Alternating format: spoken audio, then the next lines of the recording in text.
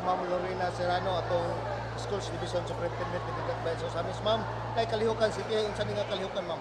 Maing unsa ni i-play ninyo?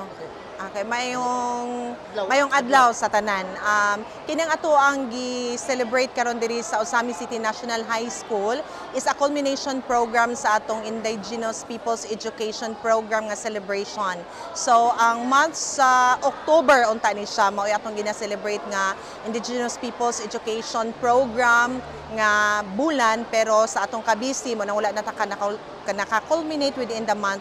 That's why we are having it now sa November.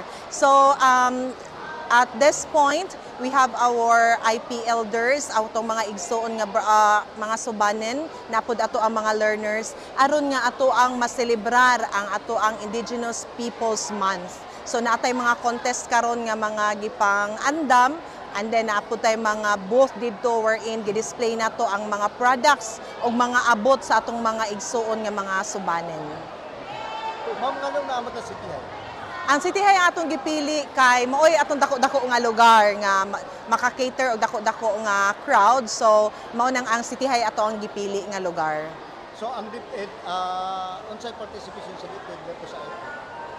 Ang DepEd yun, mao gyud nag-implement sa atong Indigenous Peoples Program nga nag-implement ana nga program. With the help of our brothers and sisters, mga IP elders nato diri sa Osamis o sa uban pang mga kasilinganan nga dapit, atong ma-implement ang atong Indigenous Peoples Program diri sa Osamis City.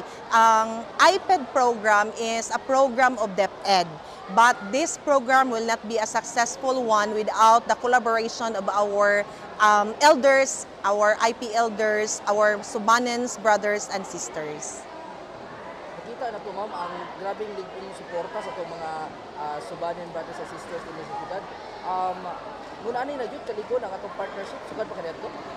Yes, as far as I could remember during sa time nga Public Schools District Supervisor ko before I left Osami City for third level official position nga na-assign ko sa lain nga division, lig-on na gyud ang atong Indigenous Peoples Program implementation sa Osami City. Kay naa naman gyud ang ato ang mga elders nag-support gyud ana nga program. Daghan natang nangahimo nga mga instructional materials, mga kalihukan, mga panagtigom regarding sa Indigenous Peoples education.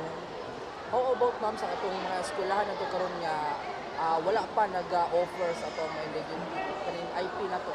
Kato mga eskwelahan nato nga wala pa nag-offer sa Indigenous Peoples Education Program, motong ako ang message kaganiha sa akong time during the opening program nga atong i-encourage ang mga other school heads nga sa sunod nga higayon, apil na pud sila diri for awareness. Kay we do not know, na man ginay survey nga kada eskwelahan naagi mga IP, naatay mga subanan nga mga igsoon, naatay subanan nga mga learners, pero wala lang nato na nakuha nga exact survey, pero we have that data. That's why kinahanglan nato i-involve ang atong mga ubang mga school heads nga bisan sa pagkakaroon wala pa nag-implement. Kay ngadto mag-implement ra gyud tag Indigenous Peoples Program sa kada eskwelahan sa Osami City. Pila ka bo current ato system? Wala pa koy data ra ba nga existing. Okay, ma'am, lastly, ugma Perangat Festival na ang OCSAT atong representante. Yes, oo. Unsay pagpangandam sa division sa Osamis o sa OCSAT? Agig pagpangandam sa Division of Osami City para sa ato ang representative sa city to Perangat Festival to our province. Nag-endorse ta og atong mga kabataan sa Osami City School of Arts and Trade.